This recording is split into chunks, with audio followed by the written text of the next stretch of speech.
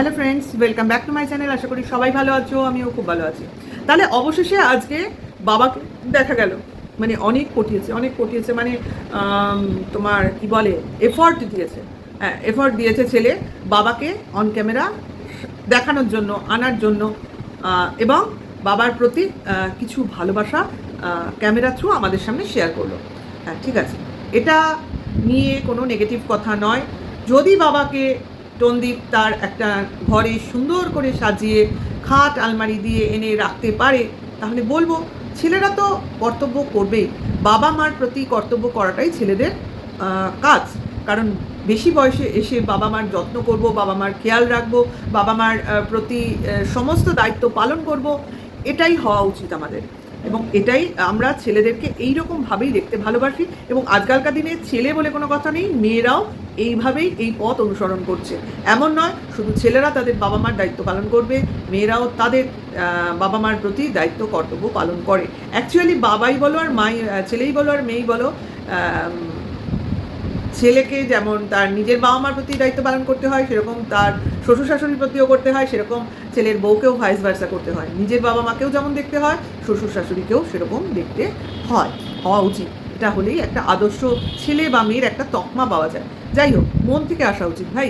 সব কিছু camera blogging হলে কিন্তু ভালোবাসাটা মেকি হয়ে যায়। যাই হোক, এতদিন পরে হলেও বাবা সামনে এলেন, কিন্তু তাকে নিয়ে যাওয়া হলো কোথায়? ফার্নিচারের দোকানে। তাহলে নতুন খাট কেনা হবে, এইটুকু আমরা বুঝতে পারলাম। কারণ খাটের মাপ নেওয়া হচ্ছে, নাত্যশোকের মাপ, যাই হোক একটা কিছু হচ্ছে। তোমার নতুন খাট দেখতে গেল, সম্ভবত স্টিলের খাট, কাঠের খাট নয়, স্টিলের খাট কিনবে এবং স্টিলের আলমারি কেনা হবে। যাই হোক, সেটাও বোধহয় অর্ডার দিয়ে এসছে আজকে। যাই হোক, কিন্তু তাহলে কি চৌকিটা বাইরে যাবে? বুঝতে পারলাম না, জানি না। যখন ঘর সাজানো হবে তখন বুঝতে পারবো, ঠিক আছে। কিন্তু বাবাকে নিয়ে ঘুরছে বেরোচ্ছে, এটা আমরা দেখতে পেয়েছি। যাই হোক, বাবাও ঘুরছে, সেটাও কথা। নাতির জন্য রথ কিনতে গেছে, সেটাও কথা। তাহলে কি বাবা পুজোর ফর্দেও হেল্প করেছে?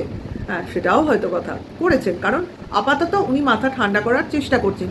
কে বলতে পারে সবাই মিলে রিকোয়েস্ট করেনি যে আপনি যদি এইভাবে নির্বাসনে থাকেন, ভিউয়ার্সরা তো সন্দেহ প্রকাশ করছে আর ক্রিয়েটাররা তো ছিঁড়ে খাচ্ছে। কাজে আপনি এই পরিস্থিতিটাকে সামলাবার জন্য ক্যামেরার সামনে আসুন। কারণ ক্যামেরার সামনে না আসলে সামলানো যাচ্ছে না। কারণ আপনার ছেলেও তো একটুখানি চাপে রয়েছে, না একটু না অনেকটা, প্রচণ্ড চাপে রয়েছে। কারণ তার মানসিক শান্তি বিঘ্নিত হয়ে রয়েছে। কাজেই সেই পরিস্থিতিটা সামলাবার একটাই রাস্তা, যে বাড়ির সবাই তোমরা নর্মাল ওয়েতে চলো। কিন্তু তাতেও যেটা বুঝলাম, বাবা মার মধ্যে যে একটা ঝামেলা, বাবা থাকলে মাকে দেখা যাচ্ছে না, মাকে থাকলে বাবাকে দেখা যাচ্ছে না। কুছ তো হ্যাঁ, কিন্তু মাঝখানে ছেলে পড়েছে বিপাকে, কি করে কি করবে ভাই। তোমার প্রধান প্রবলেমটাই হচ্ছে তোমার মা, যে কিনা সব সমস্যায় একটা বাধা দেয়, মানে সমস্যার মূল কেন্দ্রবিন্দু হয়ে ওঠে এবং সব সম্পর্কে একটা বাধা দেয়। না ছেলেকে বাবার সঙ্গে ভালোভাবে থাকতে দেয়, না ছেলেকে তার ছেলের বউয়ের সঙ্গে ভালো করে থাকতে দিয়েছে। একমাত্র উনি চান ছেলে ওনার হাতের মুঠোয় থাকুক, ঠিক আছে, যেভাবে উনি নাতিটাকেও হাতের মুঠোয় রাখতে চাইছে। কারণ ছেলের তো এক সময় বয়স হবে, ছেলে আর কতদিন খাটবে। কাজে নাতি ক্রমশ বড় হয়ে উঠছে, কাজে শেষ বয়স অবধি নাতিও তার ভরসা। কাজে কত বড় প্ল্যানার উনি ভাবো, মানে সংসারটাকে করায়ত্ত করার জন্য। যাই হোক, ওনার দূরভিসন্ধি চলছে, চলবে এবং চলতেই থাকবে। দেখা যাক এর ফিনিশ লেভেলটা শেষ কোথায় আসে। তাহলে পুজোর কেনাকাটি হলো, জিনিসপত্র দেখালো, নিচে হবে পুজো, অর্থাৎ দোতলায় মার উঠতে অসুবিধা। পুজোটা হতো কোথায়? দোতলায়, বারান্দায়? হ্যাঁ, সেটা হতে পারতো, তাহলে আবার ওই সোফা টোফা সরাও। আচ্ছা, পুজো যখন হবে, নারায়ণ পুজো, সিন্নি মানে সত্যনারায়ণ পুজো হবে সম্ভবত, যেটা বুঝলাম, তাতে নিশ্চয়ই গ্রামের লোকজন, মানে আশপাশের লোকজন আসবে। তাহলে দোতলায় যদি পুজো হয়, তাহলে কিন্তু ওই লোকজন দোতলায় পুজোর সামনে যাবে। সেক্ষেত্রে আবার একটু মুশকিল হয়ে যাবে, মানে দোতলাটাও লোকজন দেখে ফেলবে। কারণ ক্যামেরায় যেটুকু দেখা যায় যাক, লোকজনের সামনে তো আসেনি। হ্যাঁ, সেই ইলেকট্রিক্যাল লোকেরা যা কাজ করে করুক, তারা তো আর মানে গ্রামে থাকে না, তারা অন্য জায়গা থেকে এসছে। যাই হোক, নিচে থাকলে দরজার গেটের সামনে পুজোটা যদি করে, তাহলে লোক আর ঘরে ঢুকবে না। অ্যাকচুয়ালি এই শনি সত্যনারায়ণ পুজো কিনা আমি জানি না, সত্যনারায়ণ পুজো ঘরের মধ্যে হয়, কিন্তু শনি পুজো যদি তার সঙ্গে হয় তাহলে আবার বাইরে হয়। যাই হোক, এটা রবিবার হচ্ছে, এটা মনে হয় শুধু সত্যনারায়ণ পুজো হচ্ছে। যাই হোক, সেটা কথা না, মার কথা, মার অসুবিধা ভেবে এবং মা যেটা বলবে সেটাই হবে। শুধু ভাবনা চিন্তা এখানে ছেলের একটা উপলক্ষ মাত্র। কারণ মা বলেছে মানে ওখানে পুজো হবে, মানে ওখানেই পুজো হবে, ঠিক আছে। এই হলো ব্যাপার। পুজোর কেনাকাটা কমপ্লিট এবং সমস্ত জিনিস লিস্ট মিলিয়ে কেনাকাটি হয়েছে। আচ্ছা, এখানে আমার একটা জিনিস আমি বলি ছোট্ট করে। এই যে 3-4 দিন, গত 3-4 দিন ধরে রণদীপের বাবাকে দেখা যায়নি। তোমরা দেখেছো নিশ্চয়ই, দেখা যায়নি, কোনো সময়ই দেখা যায়নি।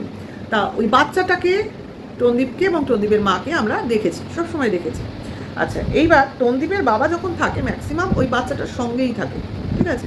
কাজেই মানে ওর আশপাশে থাকে, বাচ্চাটাও ওর বাবার সঙ্গেই থাকতে বেশি ভালোবাসে। যতক্ষণ থাকে ততক্ষণ এইভাবেই আমরা দেখি, ঠিক আছে? এবার উনি না থাকলে তখন রণদীপ বা রণদীপের মার কাছে যায়, ঠিক আছে? এইবার যেটা আমরা দেখছি 3 দিন ধরে দেখা যাচ্ছে না, এদের 3 জনকে দেখা যাচ্ছে, অর্থাৎ বাচ্চা সহ। বাচ্চাটা কিন্তু কোনো সময়ই তার দাদার কথা, অর্থাৎ দাদুকে তো দাদা বলে, দাদার কথা কিন্তু মুখে আনছে না। সেটা তোমরা একটু খেয়াল করলেই দেখতে পাবে। কোনো সময় তার দাদার কথা বলছে না। না আসলে কি হয়, কাউকে না দেখলে কি হয়, আমরা ভিডিওতে যেমন সিনেমার মতো দেখি, একে দেখাচ্ছে না তার মানে এ বাড়িতে নেই বা অন্য কোথাও আছে বা অন্য ঘরে আছে, তাই ছিল। তার মানে কি, বাড়ির বাচ্চারা কি করবে, দাদা কোথায়, দাদা কেন আসছে না, দাদার কাছে যাব, এই যে কতগুলো কথা, এই কথাগুলো কি তোমরা কোনো ভিডিওতে শুনতে পেয়েছো? আমি শুনতে পাইনি বলে তোমাদের প্রশ্ন করছি ভিউয়ার্সে, তোমরা কি শুনতে পেয়েছো? তাহলে যদি শুনতে পাও অবশ্য করে আমার কমেন্টস বক্সে একটু জানিও, কারণ আমি শুনতে পাইনি। বাচ্চাটা কোনো সময়ই বলেনি যে দাদার কাছে যাব, দাদাকে দেখতে পাচ্ছি না, দাদা কোথায়, এই ধরনের কোনো কোয়ারি কিন্তু করেনি। তার থেকে আরেকটা জিনিস ক্লিয়ার হয়ে যেতে পারে, হয়তো দাদাকে ক্যামেরার বাইরে বাচ্চাটা পেয়েছে, এটা হতে পারে, তার জন্য দাদার নাম অন্য সময় আনেনি বা এডিটিংয়ের মাধ্যমে ওটা কেটে দিয়েছে। তাহলে এর থেকেই আমি বলতে পারি বাচ্চাটার 3 দিন ধরে আমরা দেখলাম দাদাবিহীন বাচ্চাটাকে, এবং বাচ্চাটার মুখে দাদার নাম মানে দাদার সম্পর্কে, তার খোঁজ খবর নেওয়ার সম্পর্কে কোনো কথা শুনতে পাইনি। তাহলে আজকে কি এটা বলতে পারি না, আজকে টিনা যখন ওই বাড়ি থেকে বেরিয়ে যেতে বাধ্য হয়েছিল, তার পরের সময় থেকে কোনো একদিনও বাচ্চাটার মুখে তার মার কথা শুনেছ?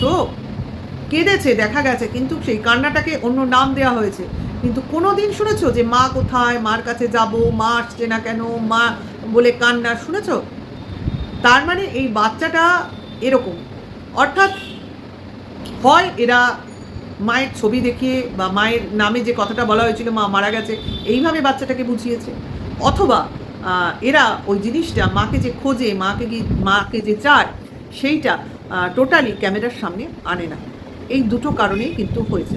কারণ এই ঘটনাগুলো থেকে একটা কথাই মনে আসে, যদি বাচ্চাটা মাকে না দেখে এদের কথা মতো মার কথা না আনে মুখে, তেমনি দাদুকে না দেখেও দাদুর কথা মুখে আনেনি, এটাই এদের কথা অনুযায়ী হওয়া উচিত। অ্যাকচুয়ালি বাচ্চাটার মনে কেউই বেশি দিন স্থান করতে পারে না এদের কথা অনুযায়ী। কারণ কিমা বলেছিল না, ছেলে একদম মার কথা মনেই আনে না, মার কথা মুখেও বলতেই চায় না, মাকে পছন্দই করে না, মার কাছে মার মানে কোনো খোঁজই করে না। তাহলে যে 3 বছর ধরে রইল, মাত্র 9 মাসের জন্য ছেলে যদি তার মাকে এইভাবে ভুলে যেতে পারে, তাহলে তারপরেও আমরা দেখলাম 3 দিন ধরে দাদা নেই, দাদার কথাও ওই ছেলেটার মুখে রইল না, তাহলে ছেলেটা অ্যাকচুয়ালি কারোর কথাই মনে রাখতে পারে না। তাহলে এইবার যদি বাচ্চাটা টিনার কাছে চলে আসে, তাহলে বোধহয় বাচ্চাটা এই ফ্যামিলির, অর্থাৎ দাদু, ঠাকুমা, তন্দির কারোর কথাই মনে রাখতে পারবে না বা বলবে না, কে বলতে পারে? এটার কিন্তু সম্ভাবনা আছে। বাচ্চাটা কারোর সঙ্গে না থাকলে তার সেরকম অভাব বোধ করে না। তার মানে আমরা এখানে নিশ্চিন্ত হতে পারি যে বাচ্চাটা টিনার কাছে এলে বাচ্চাটার কোনো কষ্টই হবে না, ঠিক আছে? এটা আমার একটা মনে হলো এদের মানে ভিডিও থ্রু এই যে কথাগুলো আমি বললাম, এই ভিডিওর মাধ্যমে এই কথাগুলো মাথার মধ্যে চলছিল যে সত্যি তো, এ কেন বলছে না, ও কেন করছে না, তাহলে কি এটা এরকম হবে, ওটা ওরকম হবে, এটা জাস্ট হচ্ছে আমার একটা অ্যানালাইসিস বলতে পারো, ঠিক আছে? তাহলে এইবার আসছে আগামীকাল তোমার পুজোর একটা ভিডিও তো আমাদের সামনে আসবে। আজকে অলরেডি হয়ে গেছে রথের পুজো, রথের দিন নারায়ণ পুজো, সেই ভিডিওটা অবশ্য করেই আমাদের সামনে আজকে আসবে। আজকে তো মানডে, তাহলে আসবে।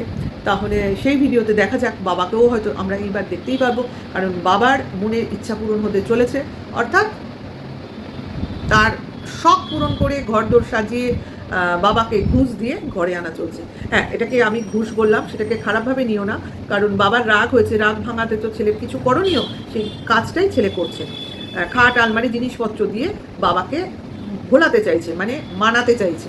সঙ্গে সেই টিভির গল্প আমি বলেছিলাম, সেই টিভিটাও আসবে কিনা এটাও কিন্তু একটা দেখার জিনিস, দেখা যাক কি হয় বা কী হতে চলেছে বা কী হবে, এটা কিন্তু দেখারই বিষয়। কারণ ভদ্রলোক বেশ মানে মানে ইন্টারেস্ট নিয়ে সব ফার্নিচারগুলো দেখছিলেন, চয়েস করছিলেন এবং শক্ত পোক্ত এগুলো বিচার করছিলেন।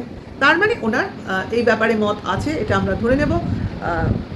অর্থাৎ উনি একটু অভিমান করেছিলেন, অর্থাৎ অভিমান হয়েছিল ওনার যে সব এরা নিজের জন্য ভাবছে, আমাকে কেউ পাত্তাই দেয় না, আমারও যে একটা এন্টিটি আছে, আমারও যে একটা সত্তা আছে, আমারও যে কিছু ইচ্ছা আছে অনিচ্ছা আছে সেটাকেও প্রায়োরিটি দেয় না। অ্যাকচুয়ালি এটা ওনার অনেক আগেই ভাবা উচিত ছিল, কিন্তু উনি বোধহয় কিছু জিনিসে মত্ত ছিলেন।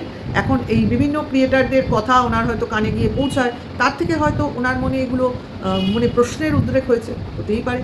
আর লাস্ট তো ঘা খেয়েছেন ওই টিভির মূলক কাণ্ডে। ওই টিভিটি যদি ওপরে না টাঙিয়ে নিচে টাঙাতো তাহলে আজকে এই দিনটা প্রদীপকে দেখতেই হতো না।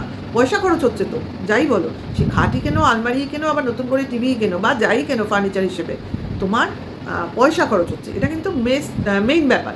আর সব থেকে বড় কথা, বাবার জন্য একটা আলমারি রাখবে। বাড়িতে আলমারির অভাব নেই, কিন্তু আমরা সবাই জানি বাবার সন্দীপের বাবার কোনো জিনিস এই বাড়িতে থাকে না। সে একটা জুতোর থেকে মাথার চিরুনি অবধি সব থাকে ওই ভাঙা বাড়িতে। তাহলে এই সব জিনিসগুলো এই বাড়িতে ট্রান্সফার হবে। একটা লোক ট্রান্সফার হওয়া মানে তার সমস্ত জিনিস ট্রান্সফার হওয়া।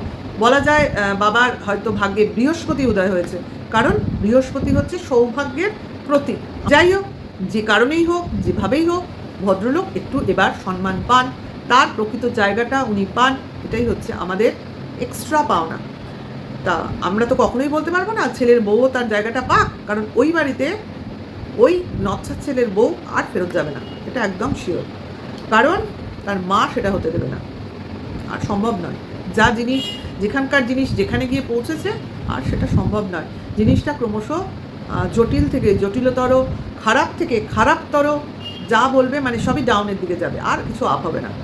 ভিডিওটা এখানেই শেষ করি, বেশি বাড়াবো না। নেক্সট ভিডিওতে আবার তোমাদের সঙ্গে দেখা হবে নতুন কন্টেন্টের সঙ্গে। আর ভালো লাগলে লাইক কমেন্ট শেয়ার করো, নতুন হলে সাবস্ক্রাইব করে পাশে থেকে বেল আইকনটা টিপে নোটিফিকেশনটা অন করে দিও। আপনার জন্য টাটা, বাই।